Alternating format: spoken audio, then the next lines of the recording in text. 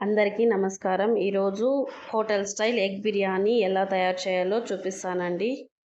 ముందుగా 2 medium size ఉల్లిపాయలు cut చేసుకోవాలి. అదేవిధంగా ఒక టమోటో, పచ్చిమిర్చి ఒక 5-6 కట్ చేసుకోవాలి. ఇంకా కొత్తిమీర, పుదీనా సన్నగా కట్ చేసుకోవాలి. కరివేపాకు ఒక 2 రెబ్బలు తీసి పెట్టుకోవాలి. అలాగే అల్లం వెల్లుల్లి కట్ చేసి గసగసాలు వేసి మిక్సీ పట్టాలి.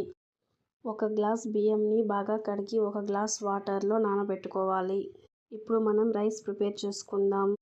ఇప్పుడు మనం స్టవ్ మీద పాత్ర పెట్టి 1 స్పూన్ ఆయిల్ వేసుకుందాం. ఇప్పుడు ఆయిల్లో మనం మిరియాలు, చెక్క, లవంగము, సోంపు, స్టార్ పువ్వు, నల్ల యాలకు, పచ్చ యాలకు, బిర్యానీ ఆకు అందులో వేసి బాగా వేయించాలి.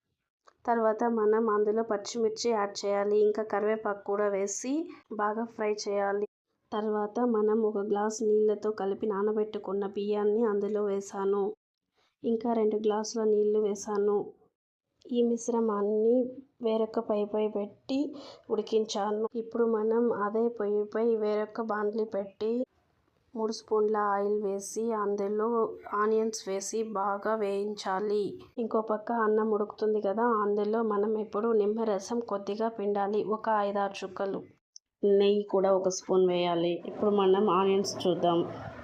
ఆనియన్స్ బాగా వేగాయి కాబట్టి అందులో కరివేపాకు, పచ్చిమిర్చి, టొమాటో, పుదీనా అన్నీ వేసి బాగా వేయించామంటే ఈ మిశ్రమం రెడీ అవుతుంది. బాగా సాఫ్ట్గా ఉడకనివ్వాలి. ఇప్పుడు రైస్ వాటర్ని వడగడదాం. ఇలా వంపిన గంజిని నేను తాగేస్తానండి. చాలా బాగుంటుంది. లైక్ ఏ సూప్ లెక్క ఉంటుందండి. సరిగా గ్లాస్లో పెట్టుకున్న ఆనియన్స్, టమోటా బాగా సాఫ్ట్ అయ్యాయి కదా. ఇప్పుడు మనం అల్లం వెల్లుల్లి పేస్ట్ యాడ్ చేద్దాం. ఇంకా ఇప్పుడు రుచికి సరిపడా కారము, ధనియాల పొడి, ఇంకా గరం మసాలా కొద్దిగా వేసుకున్నామంటే బాగుంటుందండి. తర్వాత బాయిల్ చేసిన ఎగ్స్ యాడ్ చేసుకోవాలి. కొత్తిమీర చల్లుకోవాలి. అదేవిధంగా కొద్దిగా పసుపు కూడా యాడ్ చేసుకోవాలి. ఇప్పుడు దమ్ మసాలా రెడీ అయిపోయింది. ఆల్రెడీ బాయిల్ చేసి పెట్టుకున్న రైస్ని ఈవెన్గా స్ప్రెడ్ చేయాలి.